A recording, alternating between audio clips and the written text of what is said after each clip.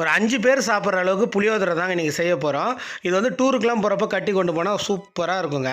1/2 kilo பச்சரிசி சாதத்தை வடித்து ஆற வச்சுருங்க. 1/2 ஸ்பூன் வெந்தயம், 1/2 ஸ்பூன் மிளகு, 1/2 ஸ்பூன் சீரகம் போட்டு லேசாக வறுத்துட்டு 2 கைப்பிடி அளவுக்கு மல்லியும் 1 கைப்பிடி அளவுக்கு மிளகாவும் போட்டு லேசாக சூடானா போதும், ரொம்ப வறுக்கணுங்கிற அவசியம் இல்லை. லைட்டாக சூடானா நல்லா பவுடர் ஆகிடும். அது மிக்ஸி ஜாரில் போட்டுங்க.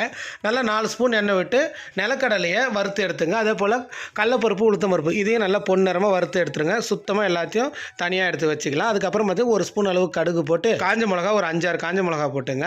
ஒரு கொத்து கருவேப்பிலை போடுங்க. ஒரு வதக்குங்க. 1 ஸ்பூன் மஞ்சத்தூளும் 1 ஸ்பூன் பெருங்காயமும் போடுங்க. உடனே கல்லுப்பு ஆட் பண்ணிவிடுங்க. புளி பார்த்திங்கன்னா நல்லா 50 கிராம் குறையாமல் நல்லா கரைச்சி ஆட் பண்ணுங்கள். ஓரளவுக்கு தண்ணியாகவே ஆட் பண்ணுங்கள். கொதிச்சு அது திக்காக மாறணும்.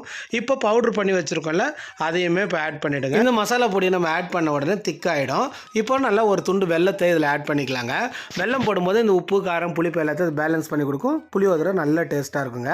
எண்ணெய் நல்லா பிரிஞ்சு வந்துடும். இப்போ அடுப்பு அணைச்சிட்டு நல்லா ஆறின பச்சரிசி சாதத்தில் இந்த தொக்கு ப்ளஸ் அந்த கடலைப்பருப்பு, உளுத்தம் பருப்பு, கடலை வறுத்து வச்சுருக்கோம் பாருங்கள். அது இந்த ஸ்டேஜில் போடுறதுனால என்ன ஒன்று பார்த்தீங்கன்னா மொறுமொறுன்னு ரொம்ப நேரத்துக்கு இருக்குங்க. சாப்பிட்றதுக்கும் நல்லாயிருக்கும். நீங்கள் விருப்பப்பட்டால் ஒரே ஒரு சின்ன துளி பச்சை கற்பூரமும் இப்போ ஆட் பண்ணால் சூப்பராக இருக்குங்க. 24 மணி நேரம் கெடாமையாக இருக்கும்.